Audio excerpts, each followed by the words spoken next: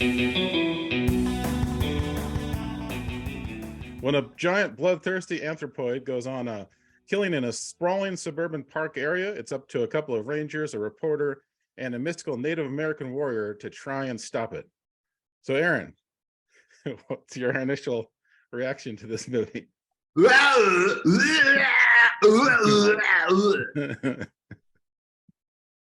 is that a groan in appeasement or detest?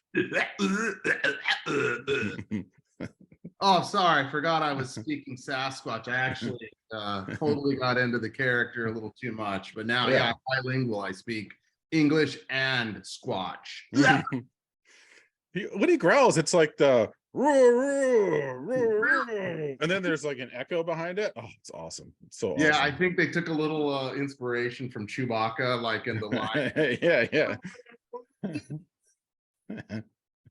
Now, had you ever Wow. heard of this movie before? I never heard of this movie before. There's one I know. I mean, I know my Sasquatch movies. I'm a kind of a Bigfoot, no, I don't know, fanatic, but I've read books on it and stuff like that. But I don't watch every. I mean, I know better than to watch any Sasquatch movies. But no, I had never heard of this one. How the hell did you find out about this thing? Well, this is kind of a notoriously bad Sasquatch movie. It's in the Hall of Fame of bad movies. So, but like enjoyably bad movies. I first heard about it, I think, from Red Letter Media, because they cover a lot of like super low budget stuff. And MST3K had it on there as well too. So I watched it one night when I was very inebriated, and I just started laughing, couldn't stop. But it is just it's hard to describe it. It's one of those movies. Well, you don't know. I'll just jump right in. You just don't know. Like I'm like 85 to 90% certain that they were like somebody like, with on the spectrum or whatever, it's fine. People all, you can do anything you want. You put your mind to it. Some very special person put their mind to this movie and they made it. But it's like, you wonder sometimes if it's being purposefully like, tongue in cheek, but then it's like, I don't think so. I think they're just literally were like trying to make the greatest Bigfoot movie. It succeeded in a lot of areas. I can tell you this: never in the history of Bigfoot movies has a Bigfoot eaten this much human flesh. That's true. Ever. There is no chance that any other Bigfoot movie ever. That it was like a competitive eating human being Bigfoot contest. It was like, oh, he's not going to finish that leg. He's only got four more arm pieces to go. Yeah, like Joey Chestnut at like Nathan's hot dog contest on the 4th. He was just like. Meanwhile, it was like you had your A story. And then you had this with the cop and the assistant, the chief of police. That guy's And that's the B story. Then your A story with the reporter and the smoking hot Indian chick. Yes. Then your C story would be like, well, what are we going to cut back to? Suburban Sasquatch eating guts or like cheesy foam rubber hands, and just constantly. Like there was a scene where he consumed a whole woman. In like 3 minutes of film. It was just like he just ripped her arm off and started eating the arm. Then ripped her other arm and foam rubber arm and started eating the foam rubber arm. And then all the stuff was like the whore hand. The three for $30. Oh yeah. It's proof that even though props at Halloween Town and spirit stores are cheap, you don't have to use them for every scene. But it is very consistent with that. What's just funny too, because he's chomping on people, eating quite a bit, and it's like nonstop, like Bigfoot attacking all these different people. Not just attacking, but attacking. There's a clear attack, a lot of running, a lot of tripping, a lot of that. Then there's a pummeling stage, ripping and gashing. So it's a chase, then a pummel, then a feast. And then the pummeling includes like slaps like with kung fu sound effects. Like what is that sound effect like? But it's much more like amplified and cartoonish, like they use in kung fu movies. But they use that every time he smacks somebody. Yeah, like that. Yeah.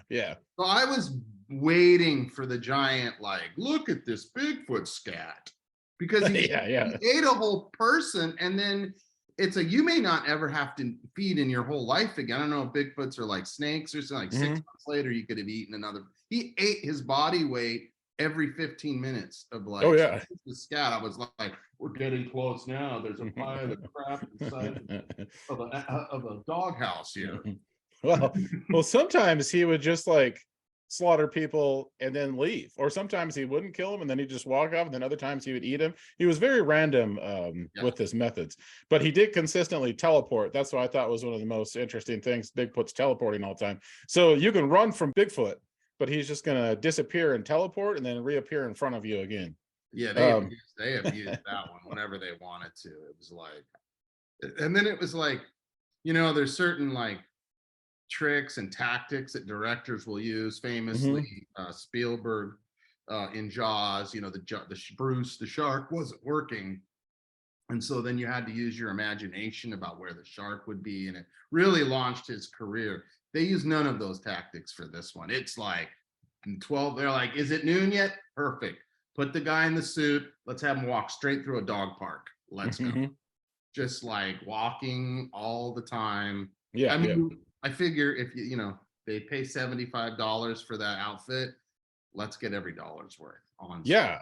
I was going to say representation in cinema is very important nowadays. And I felt myself represented, because feel represented, you have to see, can I see myself as that character on screen? Now you can see yourself as Bigfoot because anyone can go to the spirit store and buy a Bigfoot costume for $45 to, well, maybe $75. Yeah, no, 75. Why bother with the $500? We can all be Bigfoot. They could have never made the movie for under $500 if they would have just spent it all on a nice costume. Are there no like actual Sasquatch or Bigfoot outfits? Do they not do any Harry and the Henderson clones from Spirit or Halloween store? It's always like the giant, like whenever people go low budget, they're always like, no matter what it is, it's a giant ape, or it's a giant ape like out of control, or it's King Kong, or it's Bigfoot. It's always like the low budget gorilla suit. It's gorilla suit, I guess, works for all purposes. Well, and honestly too, there's a contingent that watches NFL like football. There's several fans that just dress up as this outfit. Yeah, It's a little different, but it's like, that's a classic. Like, didn't the gorilla suit make an appearance in Trading Places? Like, what movies? Dan Aykroyd. Wasn't it Trading Places? No, that was a Santa suit that he was in towards the end. It may have been in Trading Places. Can't remember.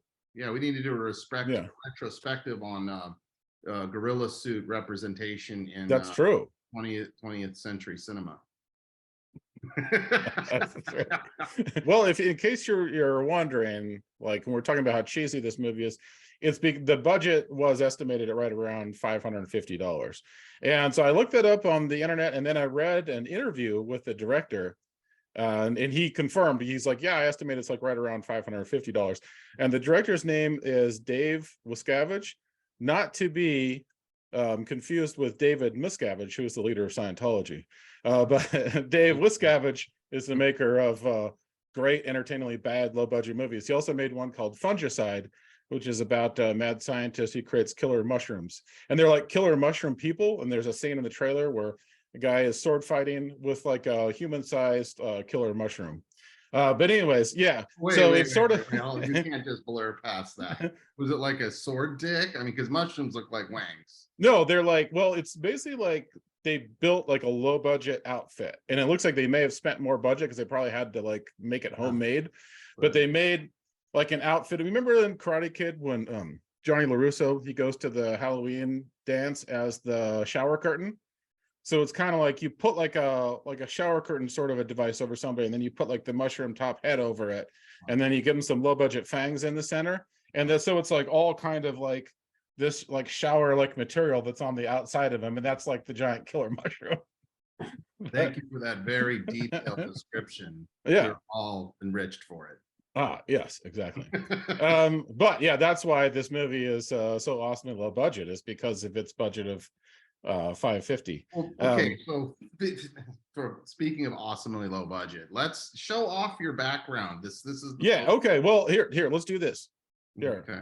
I'm going to show the high budget version of Bigfoot, and then you'll show the real budget version of Bigfoot in this movie. So this background that I have is the Blu-ray edition that just came out, and they probably paid more for the cover of this than was spent on the actual movie. So here's the high budget version of Suburban Sasquatch right here. Nice jugs. I love the Yeah. jugs. Now, if you will to move your head, we can see what an impressive rack Bigfoot has. Look at that rack. Look at those. Look at those massive cans. Now, where it's the photo negative of Austin Powers. I swear to God. This is the photo negative of Austin Powers. This is an area on Austin Powers. It has a dick looking thing. And this is Bear. Oh, that's true. Suburban Sasquatch. And on Austin Powers, he was Bear where the hair is, but where Suburban Sasquatch is Bear, that's where Austin Powers had hair. There are connections. Well, what I like is that the cans are large, yet not too sloppy. They don't bounce around too much, but they have a little bit of a bounce to them. So they have a nice bounce to them, but yet firm enough to not really drag really drag to the ground. You know, they got some bounce, but they're not too bouncy, but they're not like silicone where they don't move at all.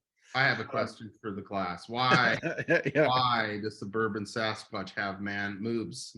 I have no idea. Like I was wondering, I was like, how far should I dig into this? And the director did not, I think he said that it was intentional, but I don't think he said why. But I never got like any kind of like specifics on it. But what kind of a store do you go in and buy an ape suit with like breasts that large?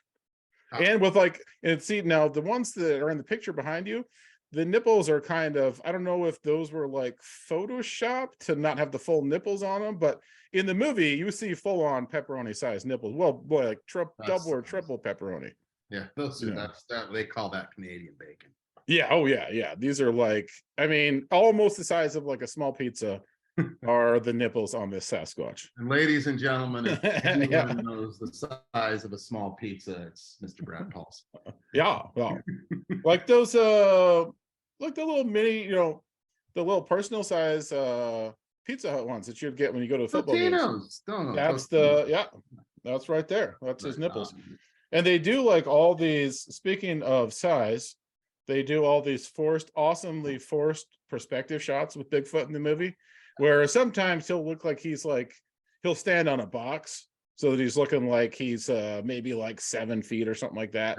And then other times they'll just show his foot. It'll be like low budget CGI foot. So they can show a giant foot like on somebody and then it barely makes contact with the ground. So there's like, I saw there was another movie that was like this, but it was higher. It was much higher budget, yet it was an asylum movie. So still lower budget, but Bigfoot it was kind of like King Kong sort of a thing. So Bigfoot invades a concert and Alice Cooper and Danny Bonaduce were in this movie as well.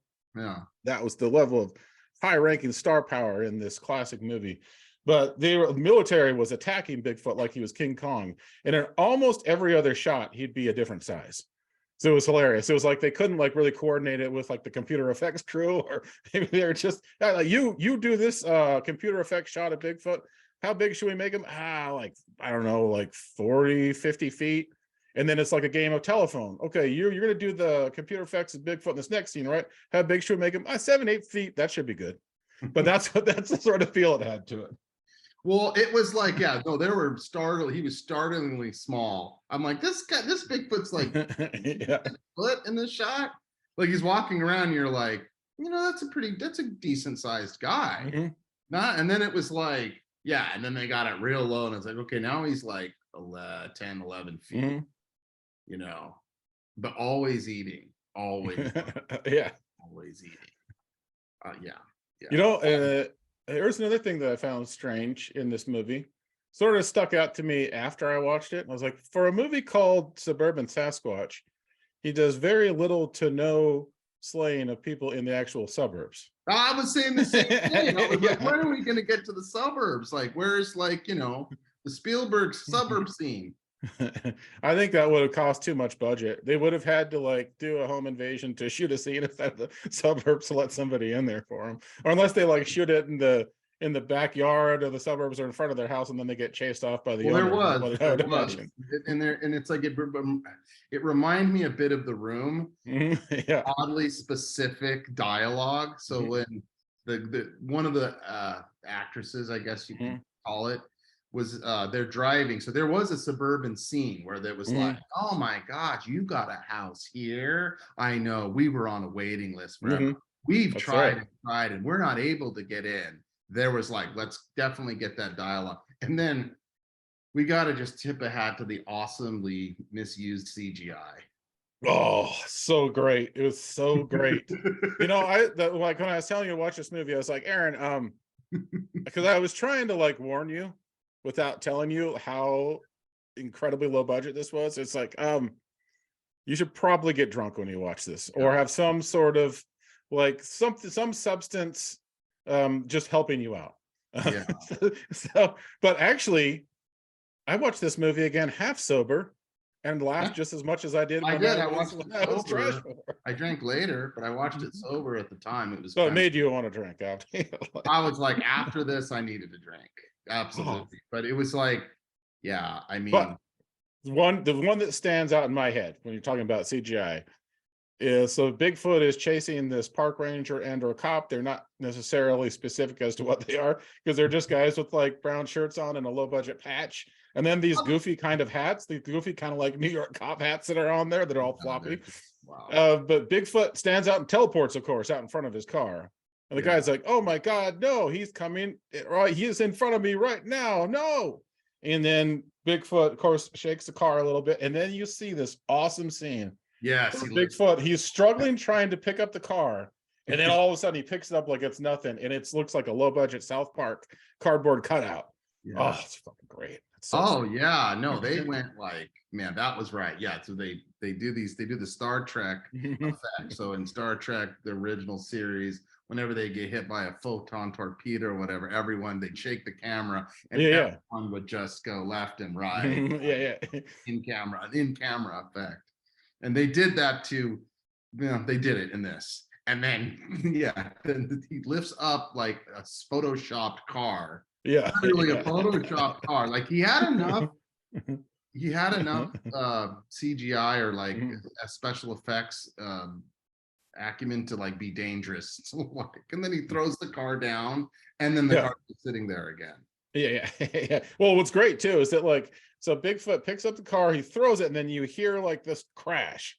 And then you just see the guy and he's got like a little like drop of blood on the side of his face, but the car is not damaged at all. Usually in like low budget movies, they'll have the accident off screen and then you'll see the car at least like smoking in the front. Right. Not enough budget to even do that. Bigfoot threw the car we heard a crash, but the car is completely fine. Yeah. But there's all kinds of great stuff like this. There is CGI tomahawks that are thrown at Bigfoot. The blood that sprays out whenever anybody gets hit, especially Bigfoot, is awesome. A lot too. The most awesome, earliest, like most cavemanish sort of like CGI effect blood that comes out.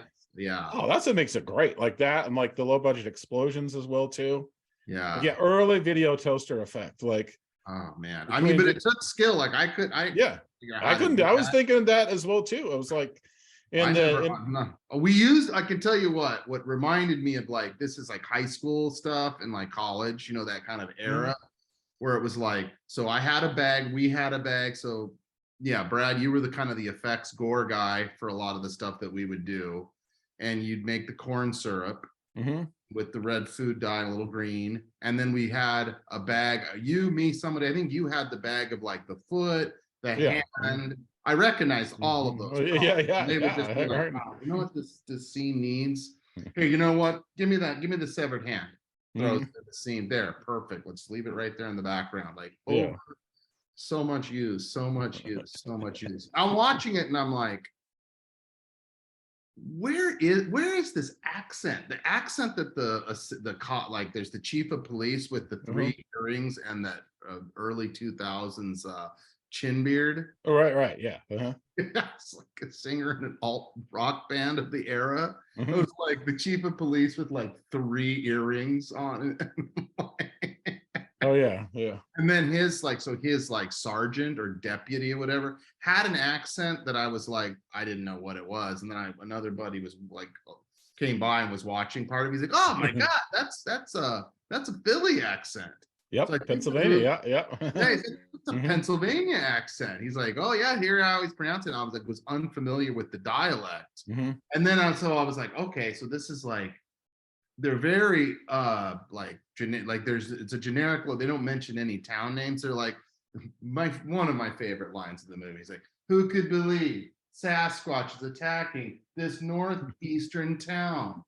I know. Yeah. Oh, there's What the, what was the quote? oh, the lines are so great. You know what's Yeah. what's funny too is like a lot of the lines. I think this movie could be cut in half because a lot of the lines are just repeating other lines from Yeah. what somebody else says. Because Yeah. towards the beginning of the movie, this girl's like, Oh my "Why do we have to go to this party all out in the middle of nowhere?" And the guy's like, "Well, because the party is farther from where we live, and it's sort of out in the middle of nowhere. That's why we have to go to this party." yeah. Yeah. But why are we going to this party though instead of staying at home? Well, because it's going to be a good party, so that's why we have to drive out of town to go there. And it's just like stuff like that. Best Just parties constantly are, oh, you're not, yeah, you're, I watched it, so I'm like, so first of all, let's back it up before that. Mhm. The credits, I'm wondering if they didn't repurpose those credits from something else.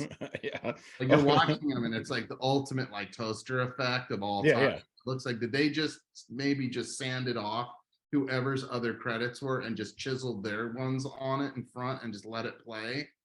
They could have. We should have done that with our low budget movies earlier on. Sure, it was quite, yeah. And you get in, so you're watching this I don't know, brother, sister. They're definitely not a couple. Mhm. Yeah, they're like, why do we have to go so far out of the way for this party?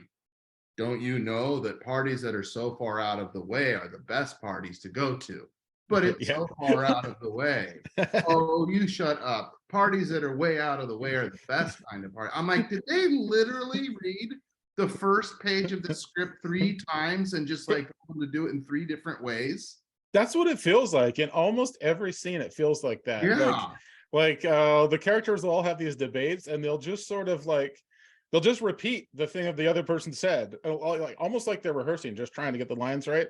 Here's some other lines that that I wrote down that I Yeah. was very amused by. This mom tells her kid, "Monsters are not real, like the boogeyman or your father. They're not really there."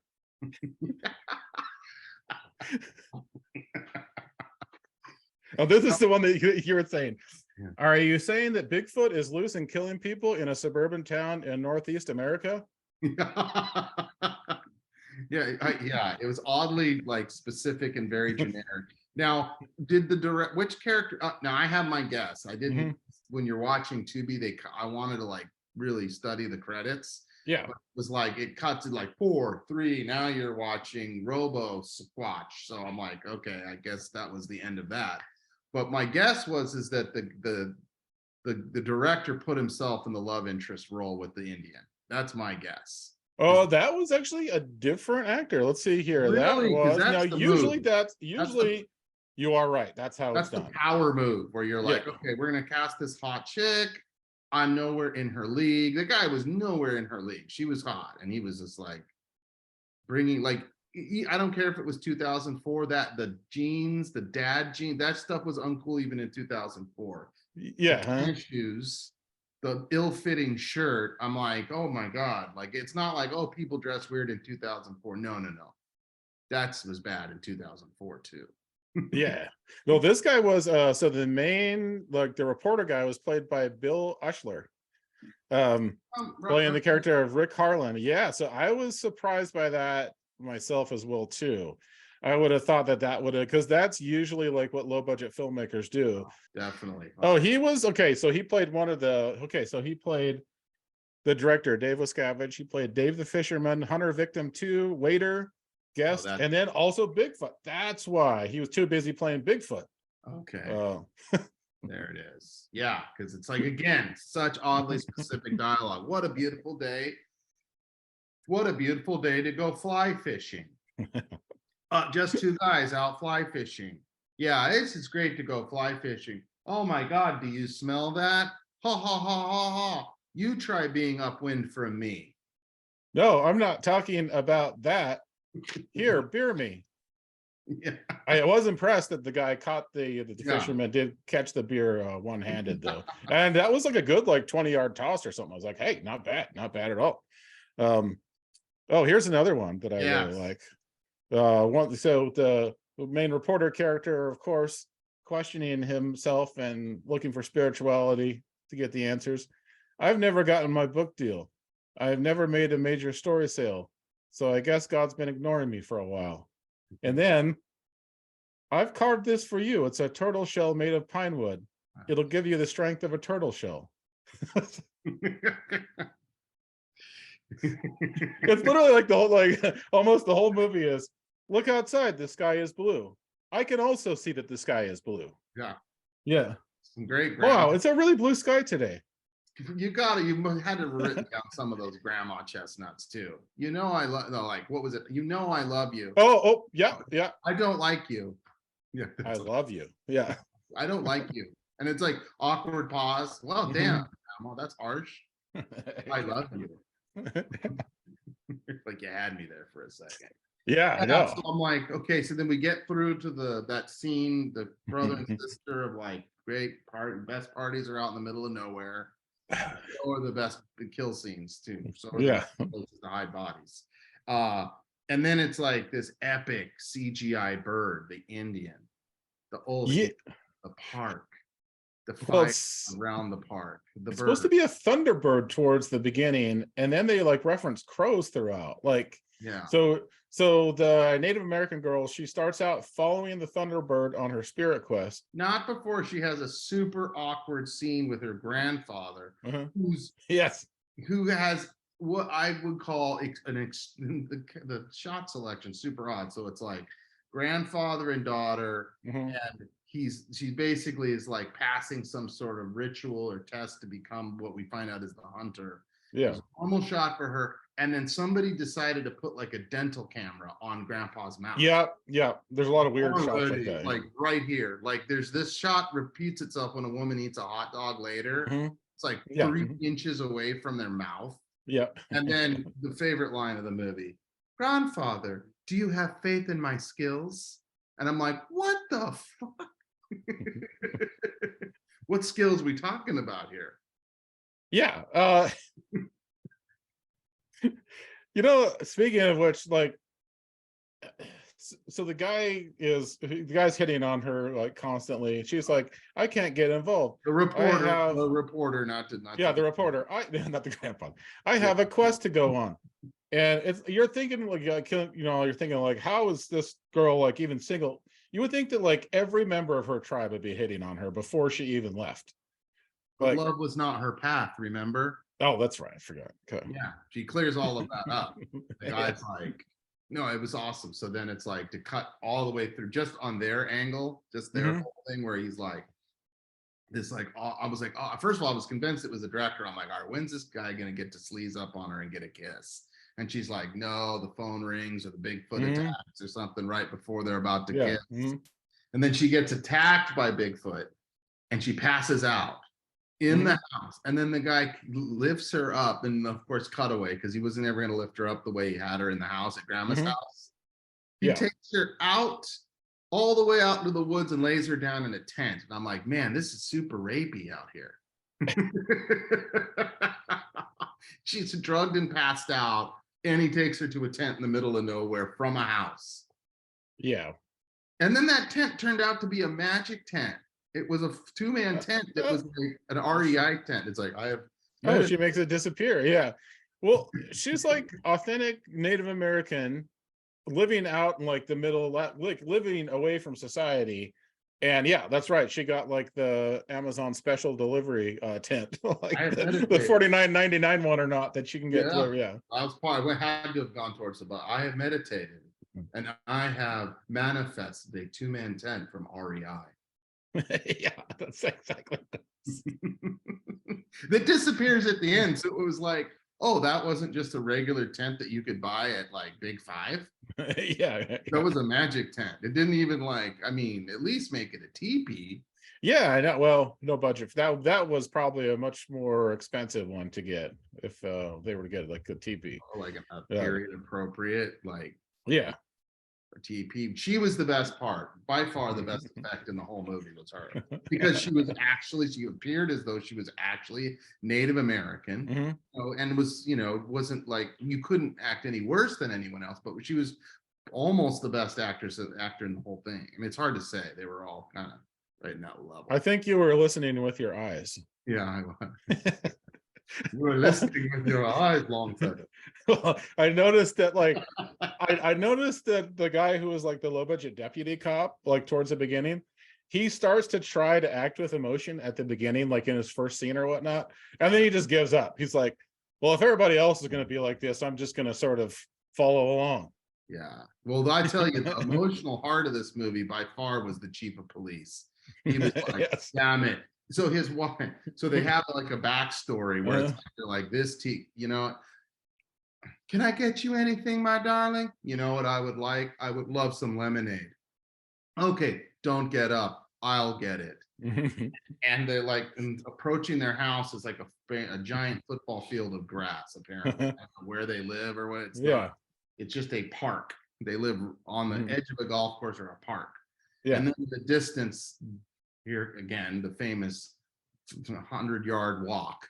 And she's like, gets closer and walks closer to the house, and then walks closer to the house, and you're not cutting any. It's literally how long it would take you to walk 100 yards in a monkey outfit.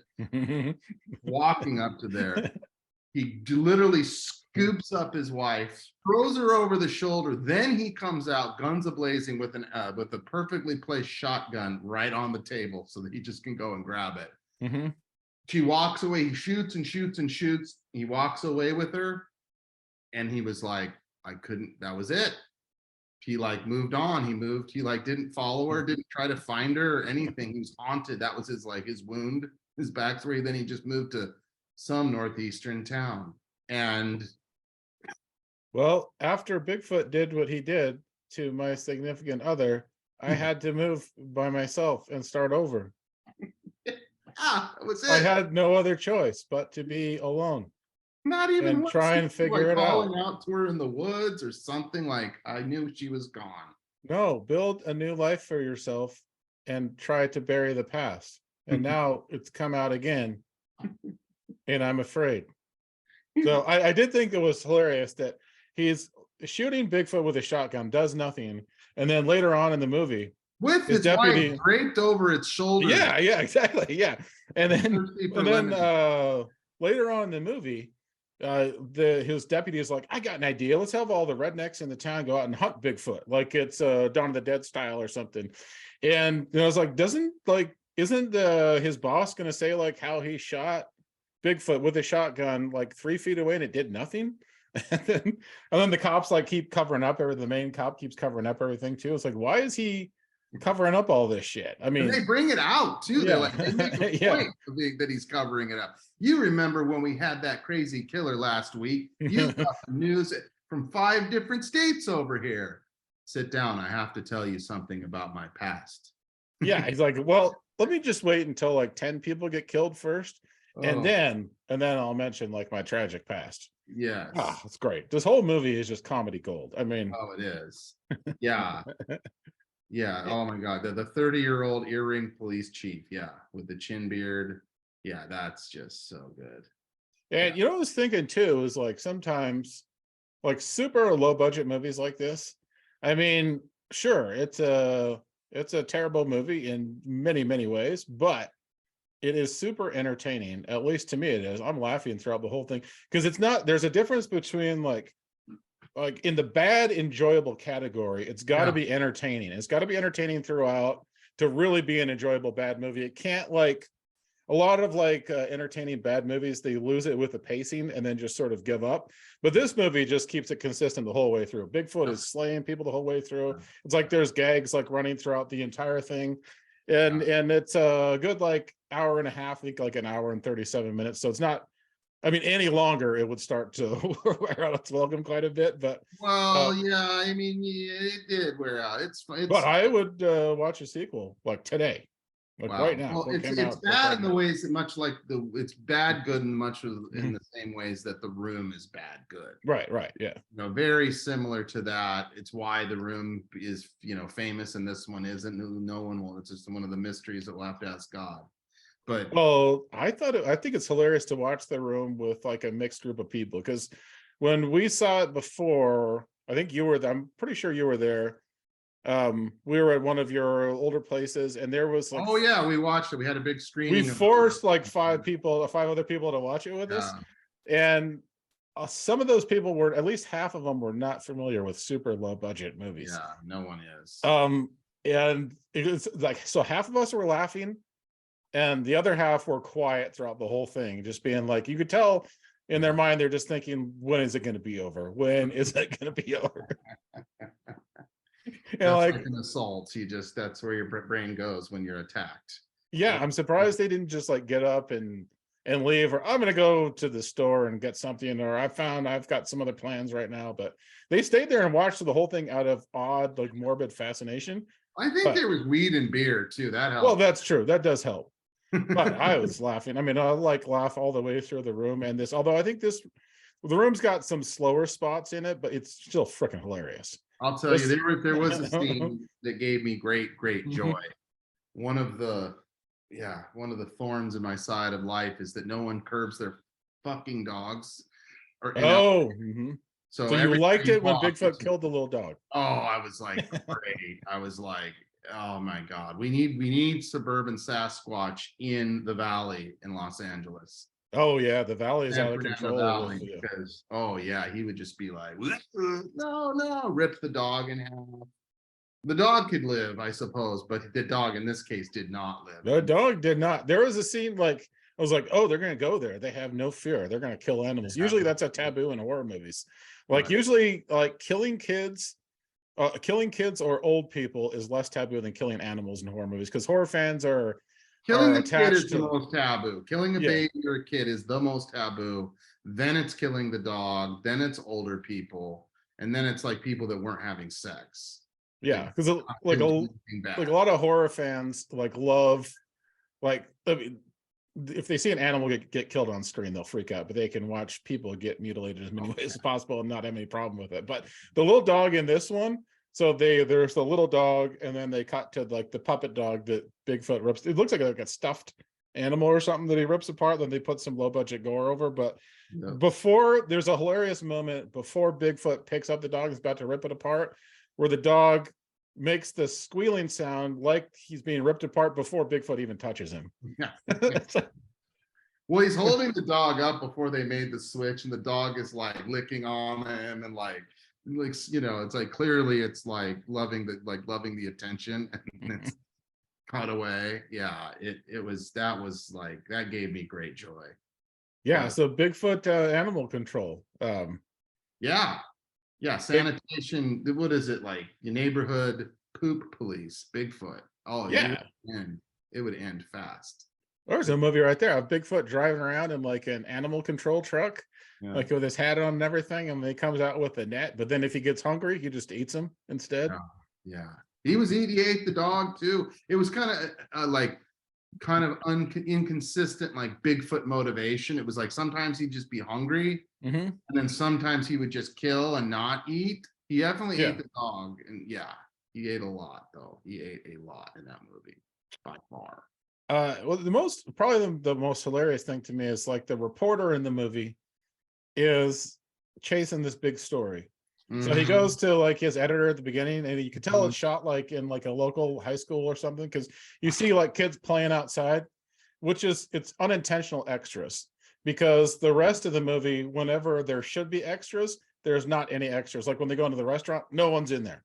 It's like them and the waiter, and that's it. There's so many, and it's weird because there's so many actors that are in the movie, but they're just in separate moments. Like one scene will have 2 people that get attacked by Bigfoot, another will have 3. So out of all the actors they chose, they couldn't get more than like 3 or so together in one scene to be actual extras, unless it's unintentional extras in the background, like if they're filming at a high school and pretending it's his editor's office. Forgot to sign their releases and just, you're in the movie. Congratulations. But he at the end of the movie, he's like, I'm going to be rich from this Bigfoot story. It's like, well, how are you going to be rich? You're going to like have a conspiracy blog on the internet, and you're not going to get any money for it because you're not going to be able to prove to anybody that Bigfoot did this shit, because Bigfoot is either going to be taken out by you and the Native American warrior, or he's going to disappear and teleport. No one's going to be able to prove anything, yet he's convinced he's going to be rich off of this. Yeah. Well, I do have to tip the hat a little bit to like the storytelling, because there were subplots, there was like, absolutely. Throughways. Like usually you don't get that level of like, it's inconsistent on who the main character is. That's fine, but it was like, it made me want to feel like the police chief was, but he shows up too late in the movie. Yeah, the lead character, like how he got introduced. But then it's like he essentially, because he has the flashback and the thing is following him for unknown reasons. Yeah. Oh my God, remember when I lived in that town in Oregon? Mm-hmm. And now I'm here in this northeastern town and he's back. It's like he came after him, but that was never, but like I said, there was the flashback with the wife that's still missing. We never resolved. And then there was just several little, there was the Indian hunter subplot and the boyfriend subplot, or the reporter subplot. Yeah, there were quite a few subplots. Yeah. That's why it's not boring. That's why it's entertaining all the way through, because they were trying. And sadly, they were trying more than like Hollywood, doesn't it? Like you see a lot of Hollywood movies come out that don't put any effort into like any kind of subplots or anything else. It's like, are you even trying at all? This guy that made this 550 failed miserably in a glorious way, but at least he tried. Yeah. Oh yeah. It's just so many scenes. They're like the hot dog eating scene when they juxtapose it to of course, Suburban Sasquatch eating again. Oh, that reminded me of like the best crosscut editing I've seen since The Godfather. So in The Godfather, you have like a wedding, or you have a baptism, crosscut with an execution. And in this, you have Bigfoot executing people, crosscut with a close-up of a woman eating a hot dog. Old lady eating a hot dog. Yes. Yeah, it really starts out like you feel like, where's the punchline? It's like, okay, there's an old lady that's eating a hot dog. That's it. What's funny too is she's got somebody else in the car with her, and they don't show her until like she gets done eating the hot dog. And then when they go back and show it further, there's no hot dog there. There's all kinds of great moments in this movie like this. I mean, and she was power eating that. That was a brout. That was like 9 inches of fucking processed meat. And it was just like dun dun dun dun dun dun dun dun dun dun dun dun dun. You need to swallow, lady. You're gonna choke. The friend that's next to you that we don't see in the car may help you, but you've got to chew and take your time. That was like, she powered that dog down, and we were there for it. We were inches away. Yeah. I felt like she just has a very personal way. She likes to devour her meat. Yeah, that's it. That's it. I think she must have missed like direction. Like, can you eat that 8-inch hot dog in one bite? Yeah. And she's like, no, but I can eat it. Think of it this way: Bigfoot is going to be chewing on a severed limb. Think of yourself, Method, as Bigfoot also eating a human limb. Oh, he's like, oh my God, I've got it. Oh, geez, we're gonna have to add one more day to this shoot. I've got it. Let somebody get me the largest hot dog they can find. We're gonna cross-cut this with Bigfoot eating an arm. Yes. So as a Christmas gift to you, Aaron, I have given you this movie so that it will stay in your mind like The Ring. Believe me. And as a gift to anyone else, you can also share with them this ring-like influence that will never leave their mind by torturing them with it as well too. Oh my God. Yeah, watch it with loved ones. Seriously. Well, it's like, it's the bloodiest movie that's ever been made, I could say. There's no, you could do, what's the movie where they crash in the Himalayas and they eat each other alive? I think alive. Yeah. Yeah, this one has 10 times more human consumption than any movie ever. Sure. Yeah, it's wall to wall with scenes of people repeating the same dialogue, or Bigfoot running after them and attacking all kinds of different people too. Bigfoot does a lot of stuff. He runs, he mauls, he feasts. Yeah, he teleports. That's about it. I don't think he does any. Oh, and he had some weird like Yeah, he does these like things where he waves his arms around. I'm not sure. Maybe that's to get like the teleportation system going. Well, I'm Maybe. just like, if you could teleport, why are you walking 75 yards after someone slowly? Like, then you get him. Just teleport, and then they would just teleport. He's still working on his skills. It's a little Yeah. rough around the edges. Yeah. Yeah. But yeah, I mean, yeah, CGI. Just such good CGI. Did you think that Bigfoot was, what's your theory as to what the director was thinking of where Bigfoot came from in this movie? Like, what was his origin story? Is he an alien? Is he of this earth? Is he like linked to like early man? Like is he like an early Neanderthal or? So there's several thoughts of where Bigfoot comes from in conspiratorial circles. And one of them is, yes, Homo largest or whatever, biggest dickest, big old human beings that were like, there's a gigantopithecus, which was like a 9-foot tall, like great ape. Yeah. So they think there's that thread. And then there's wild men, which was like, in all ancient cultures that were just never domesticated. There's that one. And then as you move a little further, then it's like, then there's also it's like a great ape that was like separated from the rest of humanity. So they live in little pockets of the world where there's very few people. Then you have more, even on the little crazier side, is like, they're actually like Chewbacca from Star Wars, an alien. And then, because there's a weird correlation. If you want to find something interesting, is Google UFO sightings and Bigfoot sightings. They overlap the areas where they are. And many times when you see in a Bigfoot, you're statistically more likely to get abducted. So, I don't know how they even pull people to get that information, but they do have some documentaries on Tubi about that, like the Bigfoot UFO alien conspiracy, all kinds of stuff like that on there. Yeah. So then in that, inside of that, is Bigfoot a guardian? Because I talked to a guy named Major Ed Dames, Dr. Doom, who believes that they're a interdimensional being, that they can literally appear. So he knows, the director of this, or the writer, creator, whatever, knows that stuff. He was like, the whole teleportation was obviously a tip of the cap to that. So I'm guessing he thinks he's it felt like he's not an alien. It felt like he was like an interdimensional spiritual being, because obviously the villain, the girl with the bow and all that was like coming after Bigfoot was like kind of a spirit. She wasn't real. Like, she didn't feel like she was human either, because she made that REI tent disappear. Right, exactly. Yeah, she had magical powers. Yeah, magical powers of like, tent you could get at Big Five. So I think that I'd say that he was leaning that Bigfoot's an interdimensional like protector. But it's like, what was he protecting? He was just murderous, arm chewing cannibal Bigfoot. Well, I think they were trying to make like some sort of a statement about because they're like, did you notice that since that new housing development moved in, or since more of these moved in, these murders started happening?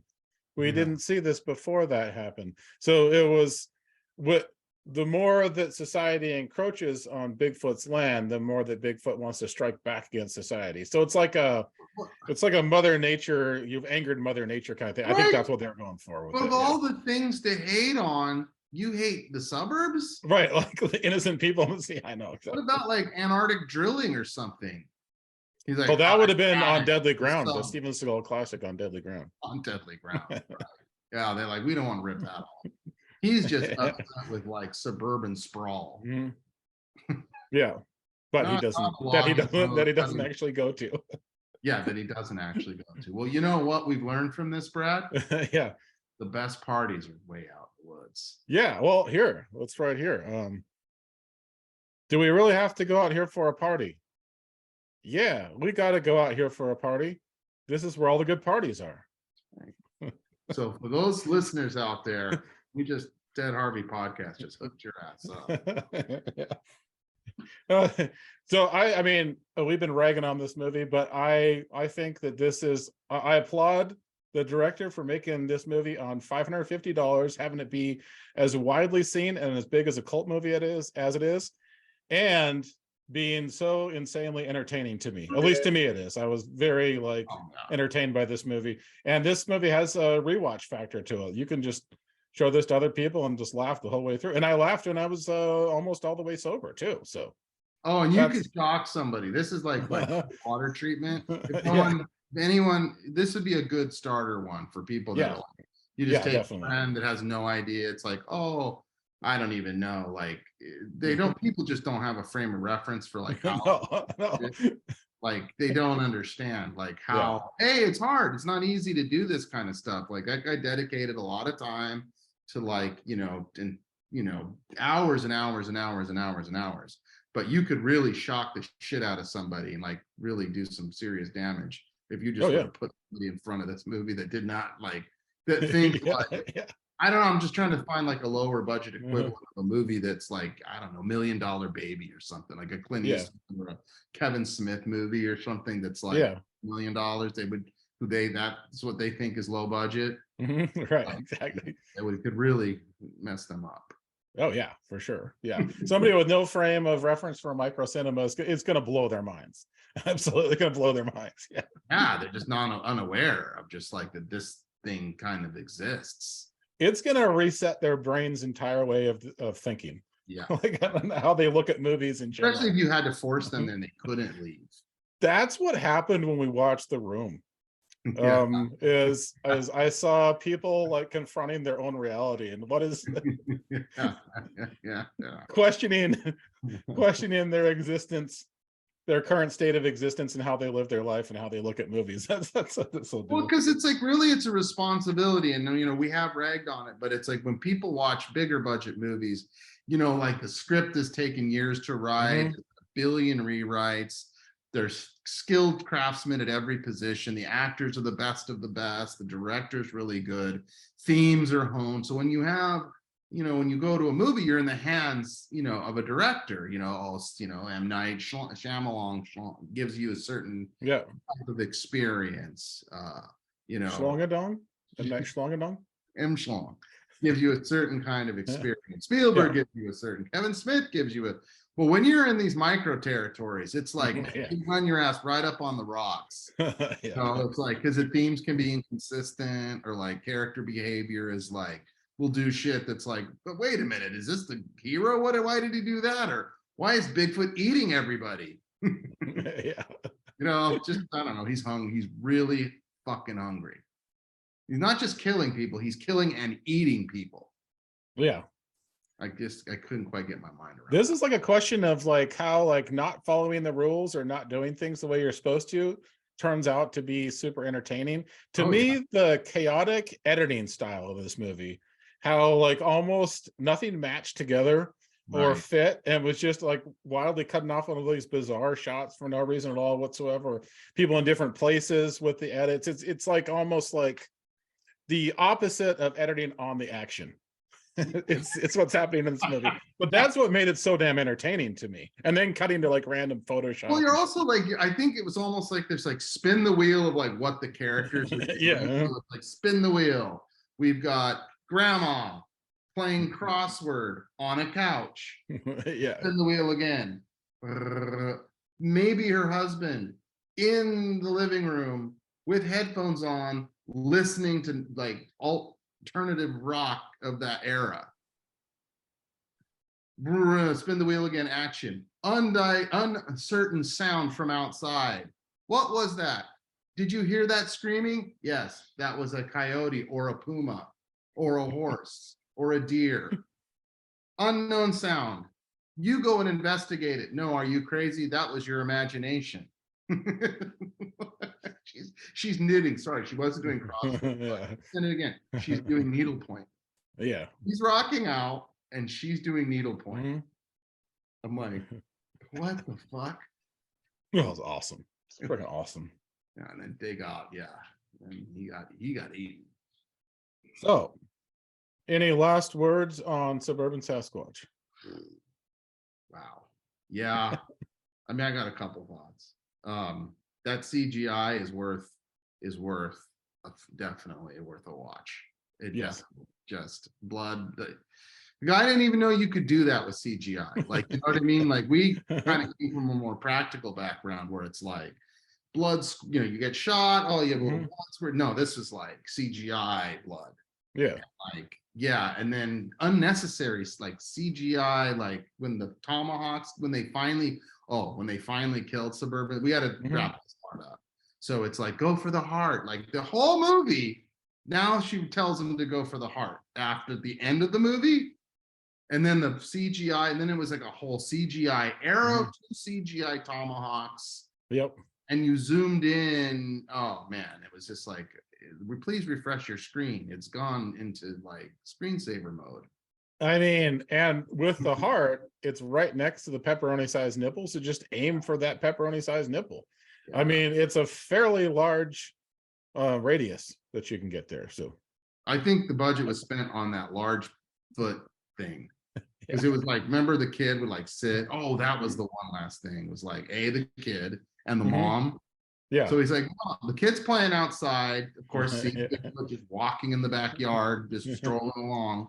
Yeah. Runs inside, and then you have unmotivated mom cam, and then unmotivated son cam, and they just go back and forth at the most neck straining, awkward angle ever. Yeah. The mom gets taken. Yeah, mom gets taken or killed or eaten, and the kid didn't die though. We're all better for it. Okay, well, I would say in closing, as a Christmas gift to others, your loved ones, or those you want to spite, you'll have an equally, part of them will laugh, other ones will want to have revenge on you.